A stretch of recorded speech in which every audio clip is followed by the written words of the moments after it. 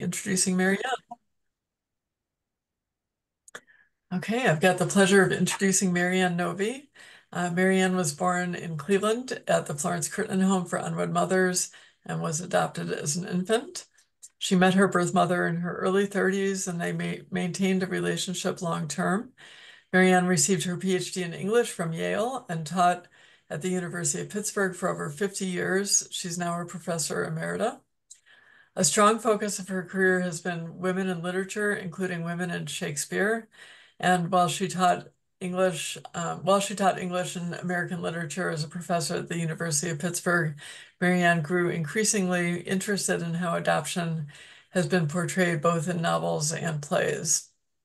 In the early 2000s, she co-founded and for some years co-chaired the Alliance for the Study of Adoption and Culture, which now has a journal and a conference every other year.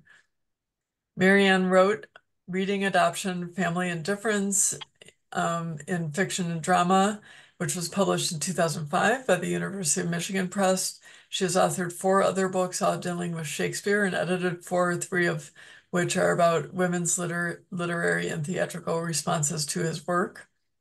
The 4th, Imagining Adoption Essays on Literature and Culture, received the Choice Award as an outstanding academic title in 2001. And in her current book, Adoption Memoirs and Inside Stories, our subject this evening, which was published last month or earlier, I think in June, right, Marianne? Very Um, interesting. okay, Marianne focuses on how people personally involved with adoption write about their experiences. And I will be putting a link in the chat during Marianne's talk to where you can find one of the many bookstores where you can find her book. So with that, I give you Marianne. It's very good to see you all tonight. Thank you so much for turning in for this. As Betsy has told you, I was adopted myself, and I always liked to read, became an English professor, and was interested in how books, mostly by people not personally involved with adoption, portray it. There are 3 mythic plots that many people expect in a story about adoption. The happy ending may be the adoption of an abandoned orphan, or it may be a reunion with birth parents, or as in the Oedipus story, the meeting with birth parents may be disastrous. These plots are not actually what usually happens in adoption. I, for example, was not abandoned. My birth mother took care of me the first month of my life, and then I was moved to my adoptive family. And my reunion with her was not disastrous, but it did not seem like the ending of a quest because she did not look like me, and it was really difficult to find any personal characteristics that we had in common. The meeting was, in fact, an attempt to see how 2 very different people from different backgrounds with different beliefs who lived several states apart could build a relationship. We did because it was important to both of us. But on the other hand, if someone asks about my mother, unless it's a medical professional asking about diseases and age of death, she is not the one I would think of. I wrote this book because I wanted people to have a more realistic sense of the many different kinds of adoption experience by reading memoirs written by people who lived adoption. The first chapter is about memoirs written by women who gave up their children, who I call birth mothers, though one of them uses the term first mother. I begin with them because their voices are less often heard than those of adoptees and adoptive parents, since they are more vulnerable to shame and often found relinquishment traumatic. But they can tell an earlier part of the story. Seeing their point of view challenges stereotypes and may increase readers' understanding of birth mothers discussed in later chapters. I divide memoirs of adoptees into 2 chapters. In one, the adoption is between people of the same race, and in the other, it is transracial. Adoptees in the second group are more likely to experience isolation, trauma, and parents who don't want to discuss their children's origins. In the 4th chapter, we see that some adoptive parents have learned from adoptees' memoirs, and some clearly have not. The memoirs tell a great variety of stories. Birth mothers who had been told their adoption was the best solution wrote about the lasting pain of relinquishing a child. I learned from Amy Seek that the promises of painlessness in open adoption are misleading. The complications of relationships after reunion is a theme in most of the memoirs by adoptees and birth mothers. For national adoptions whose birth parents speak no English, communication was more difficult than for domestic adoptees. But it could be very loving, as Jane Jong Trenka found with her birth mother. Relationships between adoptees and birth parents might have ups and downs like a roller coaster, might in a few cases turn out to be impossible, and in a few other cases sound idyllic. Some adoptees wrote about close, warm relationships with their adoptive parents, and others experienced distance and misunderstanding. Most wanted to learn about their ancestry and appreciated parents who were willing to share what they knew. I was uncomfortable because I was told to keep my adoption a secret.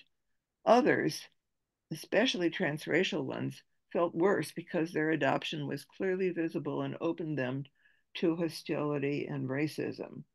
Those adoptees experienced isolation, no matter how sympathetic their parents were. Many adoptive parents felt they were not adequately prepared, and many adoptees had the same feeling about their own parents. Adoptive parents who ended their memoir when their children were young were especially likely to focus on how happy the adoption made them. Some who took the story or further emphasized learning from their mistakes. Some adoptees concluded their memoirs by affirming an identity, synthesizing what they received from all their families. Only one was rejected again by her birth mother, and she hoped that she could continue a relationship with her brother. Another ends her book by emphasizing that her adoptive parents' failure to make any connection in their own lives with the part of her ancestry that was African American. The memoirs discussed in this book often speak to each other. A few birth mothers and adoptive parents write about the effect on them of reading memoirs by adoptees. Many adoptive parents and adoptees agree that parents should have more education about their children and about the issues they would be dealing with, especially if they are adopting transracially. The adoptee who writes about her parents' racial insensitivity sees another version that quality in her white birth mother's memoir and behavior and writes about that. People in all positions complain about closed state records that make it impossible or really difficult to get their original name or those of the birth parents. The failure of orphanages and agencies to give or share information, including about medical records, and even more unethical behavior such as allowing neglect or abuse. Adoptees complain that their identity has been switched with that of another person, or that they have been given to parents who are severely depressed or whose child rearing practices are known to be problematic. International adoptees and adoptive parents sometimes discover that birth parents thought to be dead are still alive and believe that what they were signing was merely permission for a child to be educated elsewhere, who would then return to them and support them, in fact. In my background research, I discovered that there are far more domestic adoptions in the United States, between 2 and 20 times as many as there are in any other developed country. This is not just because the first modern adoption law, emphasizing concern for the welfare of infants, was passed in Massachusetts in 1851. It is not just because we in the United States believe in fresh starts and not so much in hereditary privilege. It is also because other developed countries do more federal spending on family benefits, childcare, and early childhood education, so that a single mother or a poor couple has more support in raising a child. This is discussed in depth by Gretchen Sisson in her recent book, Relinquished, in which she interviews many birth parents. It's also because adoption is so widely publicized here as the best solution, something that both political parties and most churches celebrate. The Supreme Court decision claims that, quote, a woman who puts her newborn up for adoption today has little reason to fear that the baby will not find a suitable home. But many memoirists disagree. They discuss the impact of parents unprepared for racial issues or parents even unable to attach even to a child of the same race. So, for all the gains that children and adoptive parents do enjoy in adoption or may enjoy, birth parents experience losses, and some children, even in happy families, may be troubled by unanswered questions and sometimes more. In these memoirs, I have found moving portrayals of grief, anger, courage, persistence, joy, learning, and forgiveness. I hope that my account of them will help readers understand the complexity of emotions that people may feel in their involvement with adoption and see the complexity of the issues that adoption can pose. Thank you.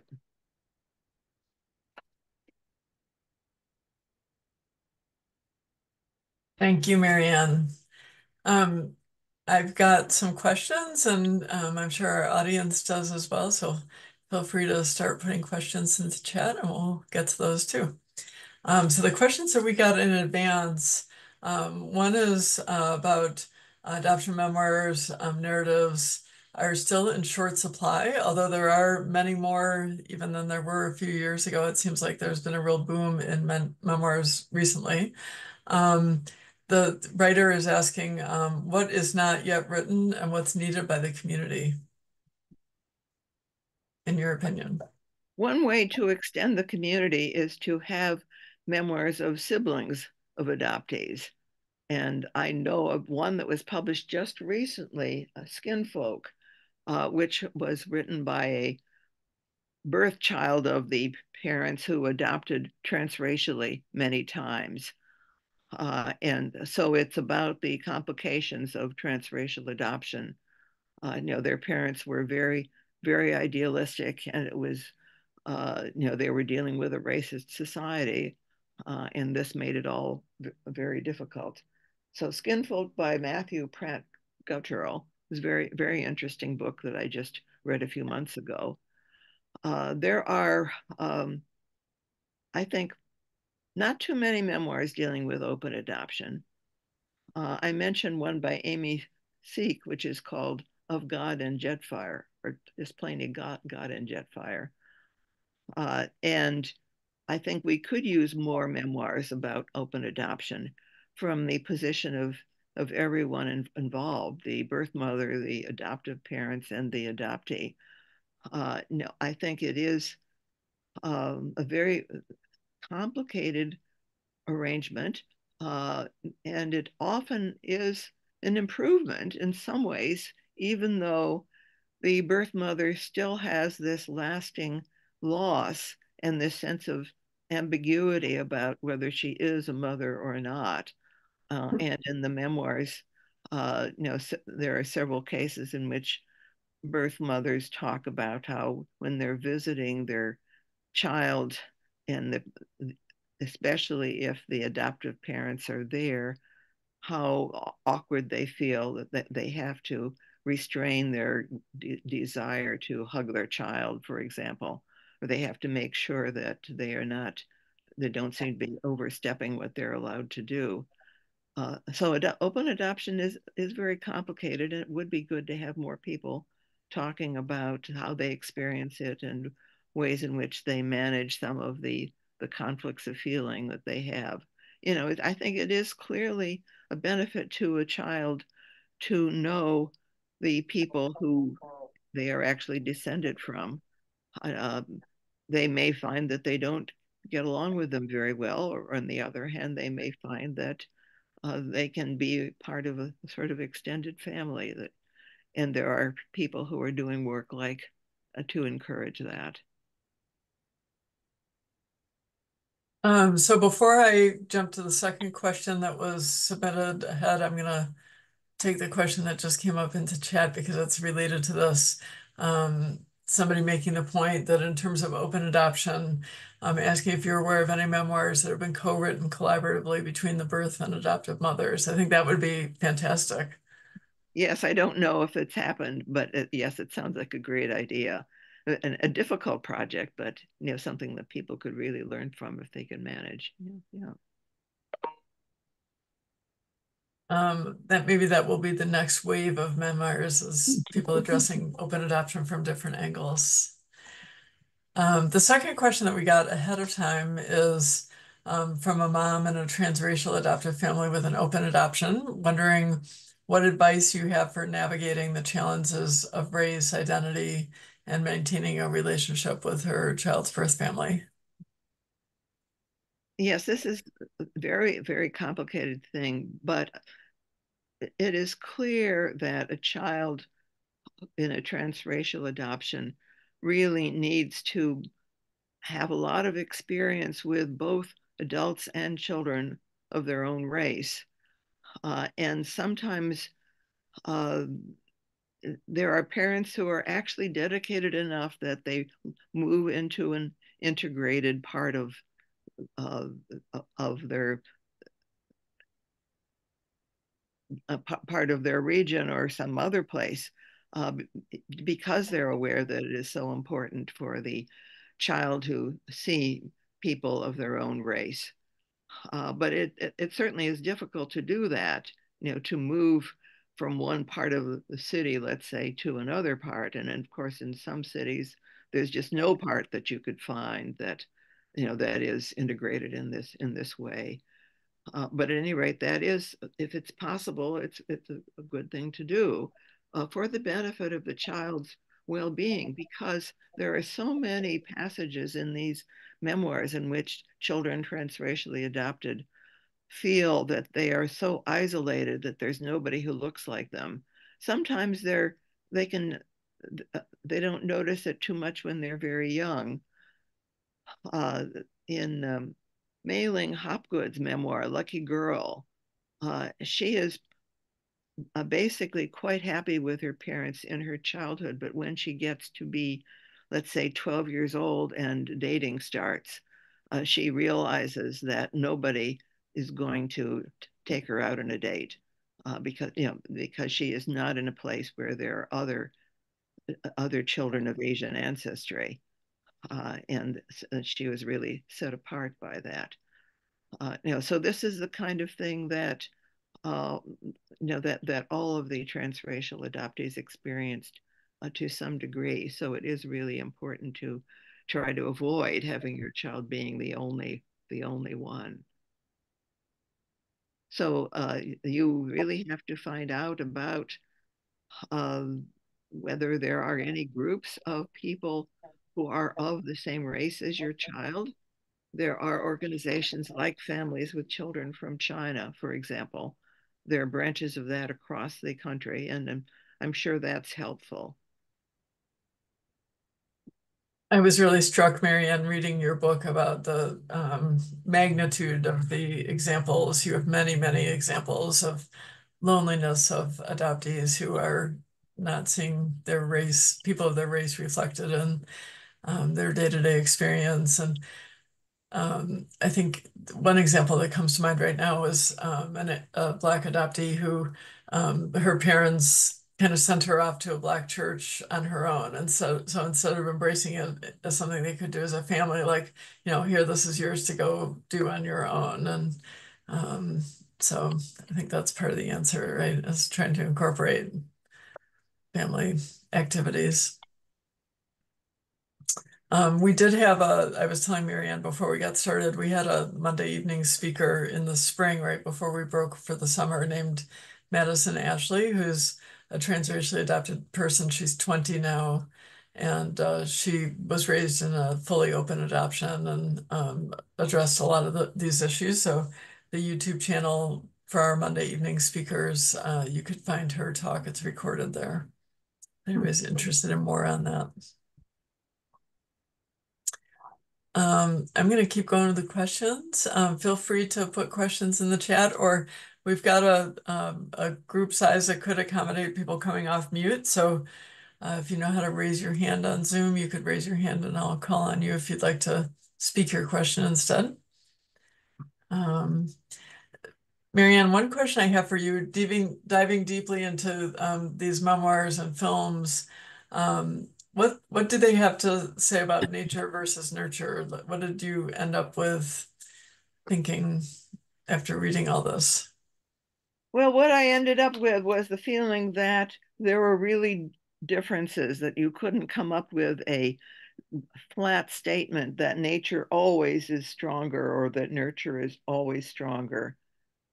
For example, with Jackie Kay, who is a uh, black Scottish Nigerian adoptee, that it's really important that her adoptive parents were very nurturing people, also were activists, and they were members of the British Communist Party, and there were black visitors to their home when she was a child. And they had the strong social commitment. They had actually adopted a black son before they adopted her. They continued to have a strong social commitment, which she also had. Uh, and then she says in her memoir, what an adoptee really needs is a good imagination so that you can think of something good about your birth parents. And she thinks that of both of them, they spent their lives helping people. One was a nurse, and the other one was a um, scientist who studied trees, and he was also a fundamentalist preacher. And when she met him, the fundamentalist preacher angle, was the one that was dominant. And so it was a really weird and very, very uncomfortable meeting. But nevertheless, was able to feel, well, he's really helping people by his study of trees. So that she could feel that she had gained something from him anyway. Um, there are cases like Lori Jaquila. Um, her, her adoptive mother was extremely nurturing. Her birth mother was not. This became clear when she came into contact with her birth mother, and neither was her birth father. So it's clear that her nurturing qualities that she herself had, came from her adoptive mother. Um, but she was a writer, and none of her parents had any interest in literature. So sometimes people have qualities that nobody in their parents has anything of. In both cases, the fact that she was so interested in books was something that seemed foreign. Her adoptive parents were kind of threatened by her interest in books. Her birth mother did not like the fact that she had written a book in which her birth mother was mentioned and her name was used. And she felt that Lori was looking down on her working class ancestry, which she was not at all. She was very committed to her working class adoptive parents, and so they had that in common with her birth mother. But her birth mother would not believe that. So anyway, uh, in the case of Jaya John's memoir, he is an African American man, and he really had qualities from both nature and nurture that were really very important to him, both good. When he looked back on his adoptive parents, he was struck by their in nonconformity, their willingness to sacrifice comfort for their values, and also his birth parents. One of them was very active in the NAACP, and the other was in the seminary, and also was very idealistic.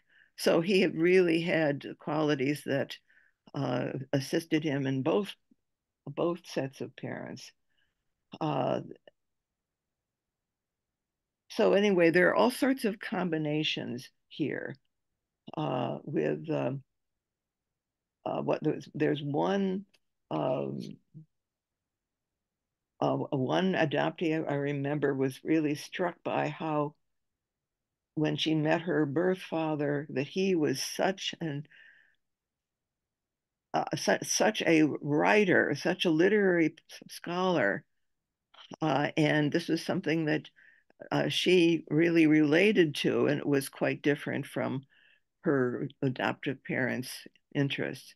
Uh, so this was, so this was another case where she felt, yeah, she was more like him, but on the other hand, that he was so demanding that she wouldn't have been able to get along with him. So that becomes a more complicated possible relationship there. So I really think there are many different combinations. I think you cannot say definitely it's always nurture that is important, or it's always, it's always nature, heredity that's important.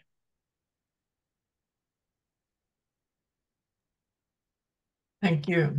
Another thing that I found fascinating reading the book was you examined 45 different memoirs and films spanning more than one generation of adoption. And so how did the memoirs evolve over time, and what generational differences did you see? Well, I think with the pioneers among the adoptee writers, it was very clear that their parents never wanted to talk about adoption. There was something that was really hush hush, really covered up. And that's something that really did change for many of the memoirs, not for all, but there certainly were more whose adoptive parents were able to talk to them about adoption when they were very young, and present it positively. So that's really the biggest generational change that I see. And of course, open adoption, the memoir about open adoption is one of the most recent memoirs in the book. That's from, uh, it was one of the few, um, well, the only birth mother memoir that was published after 2000. And that, uh, so that is obviously a very different sort of situation than closed adoption. And there are some cases now where it's easier to make connection because of DNA or because of professional searchers. So that makes something of a difference in the possibility of connecting with your birth parents, or one of them at any rate. So that makes for some changes in the memoirs, whereas some of the earlier ones, um, the connection was more difficult to find or impossible.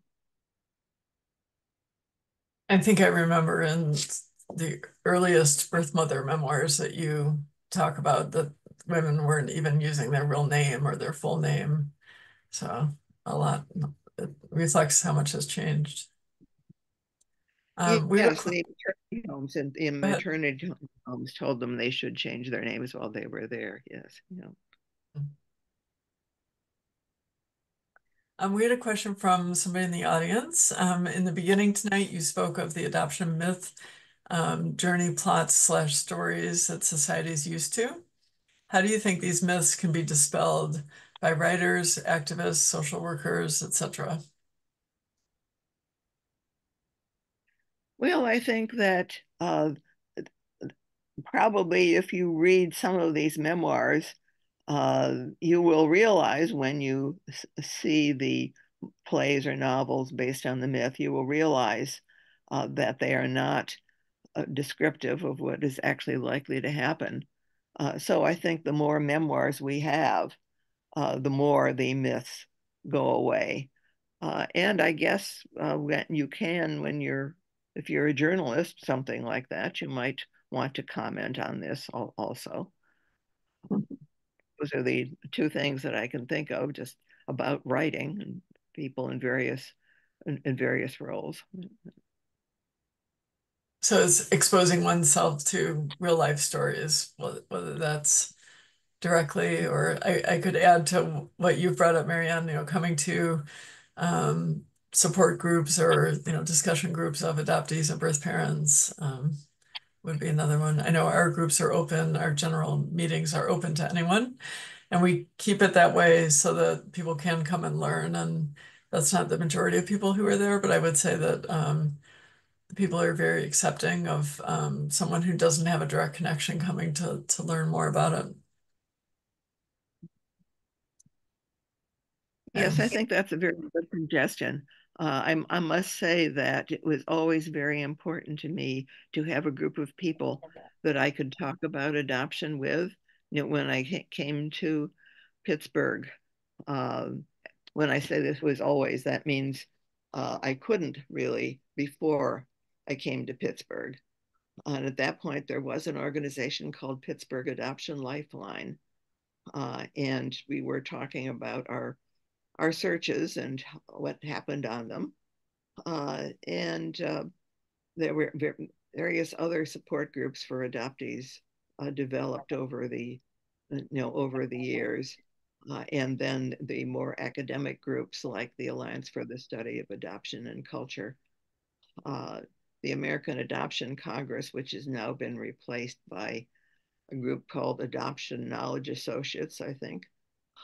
And so at any rate, it's always been very helpful to me to be part of groups. And as Betsy was saying, it is good for other people to realize the that this is a place where you can find the real life stories and that you could participate in some of their discussions. Yeah, we have a conference coming up next March, so if anybody's looking for an in-person conference to come and be exposed, that's a good place too. Maybe Julius or Ty, if you could put the link to our general meetings. They're all on Zoom, so they're accessible to people.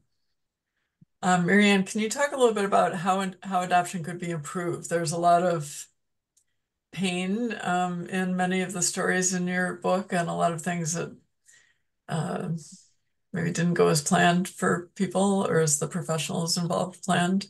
What are your thoughts on how things could be improved? Yeah, I think it's really clear that adoptive parents very frequently need more guidance. And I was recently reading a book about adoption agencies and how they relate to adoptive parents. And I was struck by the observation that marketing was important and that they were reluctant um, and to talk about all the adjustments that would be needed in a transracial adoption because they felt that they would lose their client if they were too honest about that. And I think that is a real problem that the agencies and the social workers that they hire, they really ought to be more honest about that. Uh, I think that in general, more openness, the possibility of maintaining a relationship with the birth family. I think that is an improvement of adoption, in spite of the fact that it, that the birth mother probably still feels a lot of pain. Uh, I found this from reading the interviews in that book by Gretchen Sisson that relinquished. But I think just the possibility of having contact and knowing where your child is an improvement. Thanks. I found it really interesting that you said in your book that almost all of the adoptees in their memoirs expressed that they had more empathy for their adoptive parents as a result of their exploration and writing their book.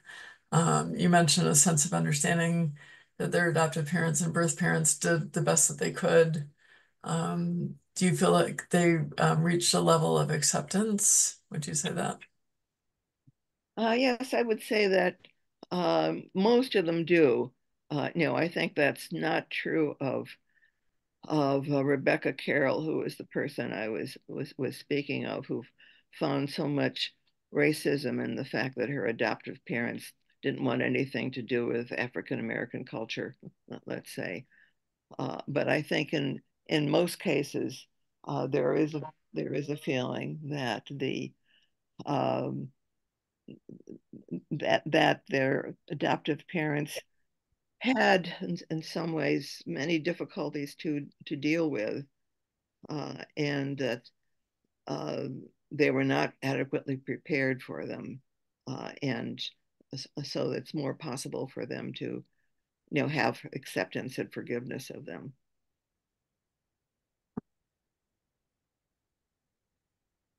Thanks. A couple of questions from the audience. One is about therapists. Do you know of any professional adoption triad members as therapists who are part of a network of adoption triad therapy practices? I think Betsy's more likely to know about that than I am, unfortunately. Uh, it would be good. Certainly would be good to have something like that. Um, There is a network like that online, and we can put it, we'll send an email to everybody who attended the program, and so we can put that reference in the email. I don't have it in front of me at the moment, but we'll make sure that we get it out to people. And then do the memoirs shed light on parenting of all kinds, of the expectations in our culture about the romance of being part of being a parent or being a child? What are some of the unrealistic cultural ideas that show up if they do? well, of course, there's the idea that um, that how your child appears is in some way a measure of you, that your identity is somehow tied up with your child, in that way. Um, I think it's probably hard to distance yourself from some of that.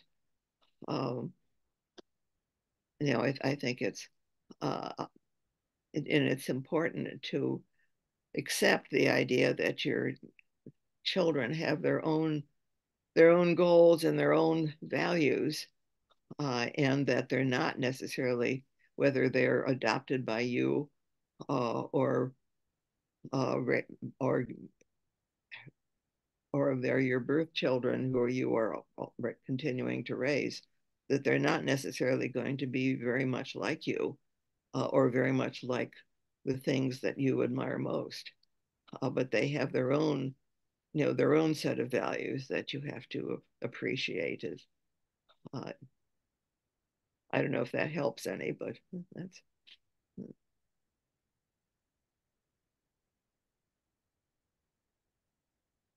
Betsy, do you have any I'm ideas? sorry, I just realized. Another question from the audience. Have you come across many memoirs describing abuse, physical or emotional abuse in their adoptive families? So that would be adoptee memoirs, I think. Yeah. Yeah, there were some that I decided I just wasn't going to write about because it was so painful. Uh, for one of which is a memoir called Mixed Blessing, which is about an adoptee who was mixed racially, and Black and German. This is one of the results of the Second World War, is American Black soldiers being in Germany, for example. And she was mistreated to a very large extent because of her illegitimacy. And, she was adopted into a Black family. She looked Black, and this did not help her acceptance because her mother mistreated her because she was born out of wedlock, and she thought of her as inheriting uh, the sexual misbehavior of her birth mother. So Hmm. that's certainly an example that I didn't write about it because I just thought it was too painful to write about. And there certainly are others. Um, see if I can think of. I'm going to look at the first page of these chapters to see if any come to my mind. Oh, okay, yes, this is the Winterson's, Jeanette Winterson's memoir. Um, why be happy when you could be normal? She was um, very hostile to her child, her daughter, who grew up to be a terrific novelist, as you probably all know. And either she would punish her by locking her out, telling her husband that he had to beat her, and which he did. Wouldn't have done that on his own. So that case of Jeanette Winterson's certainly a very strong example of mistreatment. In the case of Susan Devon Harness, who was African, I'm sorry, not African, she was Native American and white. And her father was very conflicted about her Native ancestry. In some ways, he was fascinated by Indian history, but he uh, put together a statue of a white girl with blonde hair and blue eyes for the front yard and said, I really wanted to have a beautiful white child with blonde hair and blue eyes. And this is obviously not the way she looked at all. And, this is psychological violence, I would say. So there are various kinds of mistreatment in some of these memoirs. But I think that most of the adoptive parents really were not that bad. They really wanted to do their best, even if they didn't understand sometimes what the results of their behavior would be.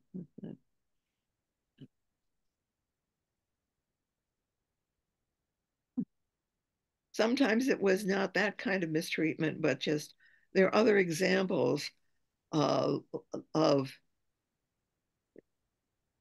not paying attention where you ought to. For example, what Betsy mentioned about sending their daughter to go to a black church by herself. Uh, this is this is a memoir in which she also is so conscious of the fact that they don't pay any attention to the TV series Roots, which fascinated her as she was learning about Black ancestry, Black history. This is Catherine McKinley. Um, and, so this is, for the parents of a child who is African American in origin or biracial, as she was, in fact, to be so um, blatantly uninterested in that part of her ancestry, is is an abuse of a kind.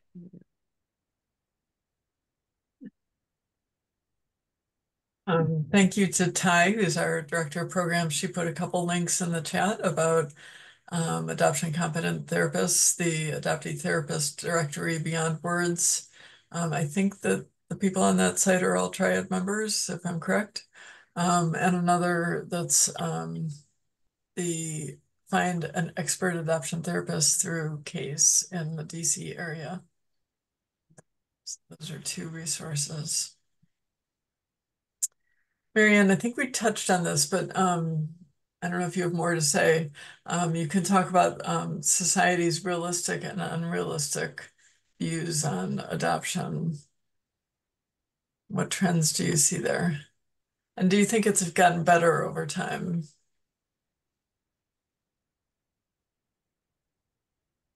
Well, it's hard to talk about a society's views as a whole. I mean, I'm thinking about the Supreme Court, for example, which has a very positive view of adoption, as you saw in the Dobbs decision, which I quoted from, and there's a reference to wanting to have an adoption supply, uh, wanting to make sure that there are enough children, which is so that they can be adopted by people who want children. And this is, I think, rather weird. In the part of the reason for the ruling against abortion in that decision. It's really thinking of human existence in terms of supply and demand. Uh, so that's certainly an example of not a very good attitude about adoption. I think it is, um, I think there's a lot of idealization of adoption, a lot of, and I think, um, adoptive parents are behaving in a generous way, and they do get very attached to their children, which is, of course, a good thing. But on the other hand, uh, the fact that there are birth parents who are perhaps suffering from this uh, relinquishment is something that is forgotten about in the celebration of adoption as as a good thing. So that's part of the complication that people are generally not really aware of. In my university, there is a faculty member who wanted to collect money to help people adopt, and wanted the group of adoptees there to at least help publicize him in this, maybe help raise money for it.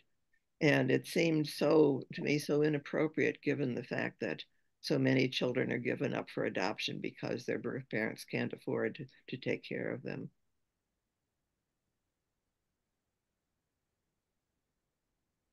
Thank you. We have time for one or two more questions. So if anybody has a question you've been sitting on, now is the time to put it in the chat so that we get to it. And Marianne, I don't know if you have additional things because I think you've already addressed some of them, but are there other things that you learned from writing this book that you'd like to talk about?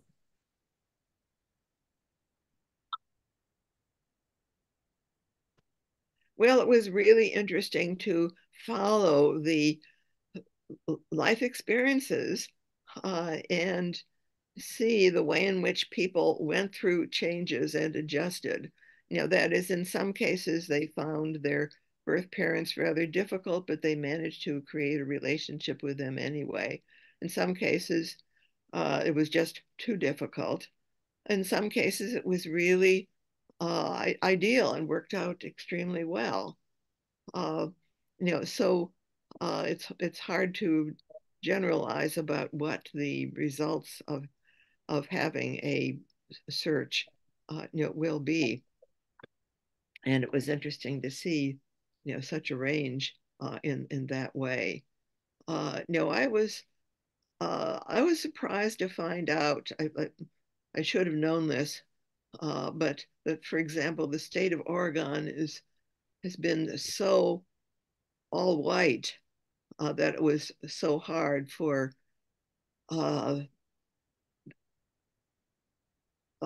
for the author of Gift Children, uh, to find any black person that would be possible for him to relate to as he was raising his black children. This book, Gift Parents by Douglas Bates. So I sort of didn't realize, as I said, and I discovered later, yes, Oregon was really founded to be an all white state. But there are little details like that. I don't know how many other places were founded to be all white that you discover when you're learning about the difficulties that people in transracial adoptees or adoption are having. Okay, I've got one more question. I'm going to put a few links in the chat probably while you're talking, just so that people have them if they need them later.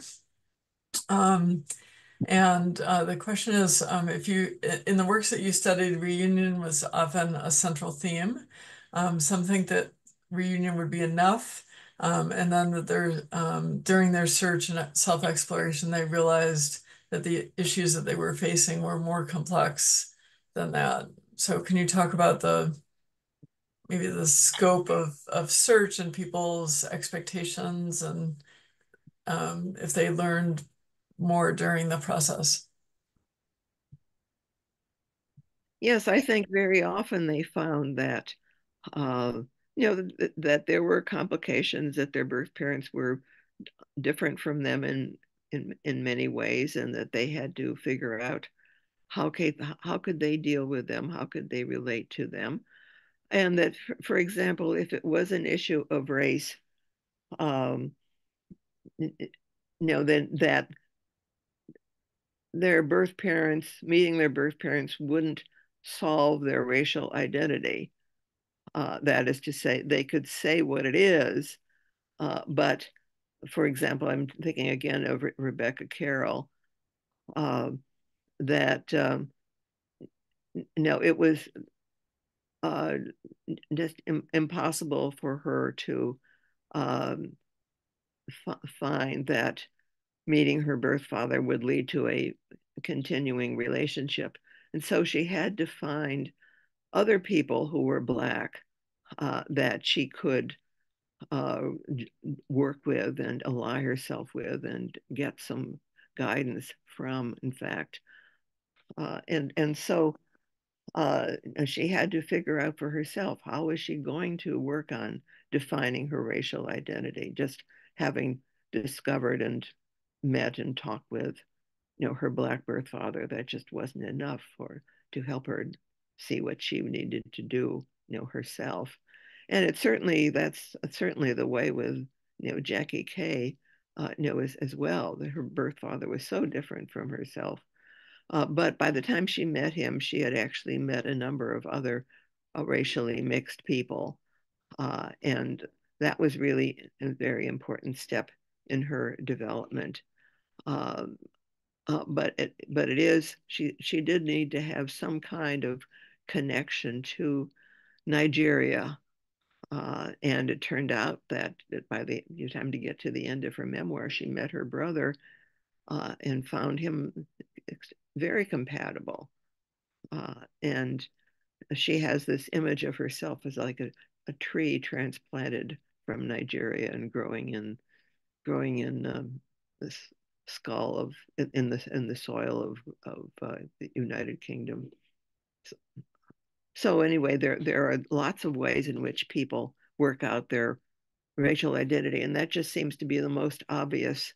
I keep talking about that, although there are certainly many same race adoptees who have to figure out other aspects of their identity, because they realize that they're different from their adoptive parents and maybe also different from their birth parents.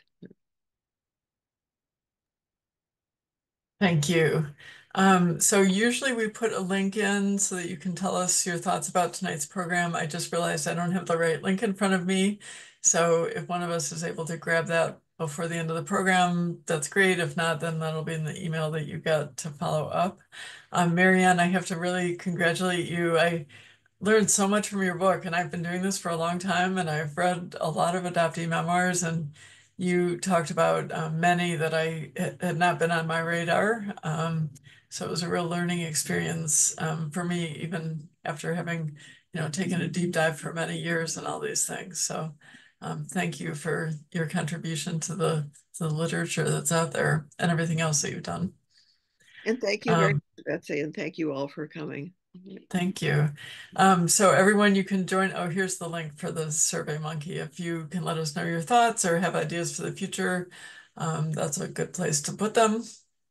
Um, and we have a program again in 2 weeks with Sandy Caesar talking about an adoptee's reflections on working in foster care and adoption.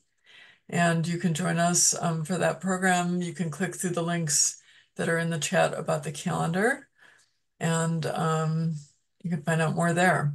So thank you to everybody who joined us this evening, and especially to you, Marianne, for volunteering your time with us this evening. I think everybody learned a lot. Adoption Network Cleveland, as most of you might know, is a nonprofit organization serving individuals and families impacted by adoption, kinship, and foster care through support, education, and advocacy. We're a membership-based organization, and you can see more about how to join and support the work at adoptionnetwork.org. And we're really happy that you came this evening. Thanks a lot. Good night. And thank you. Good night to all.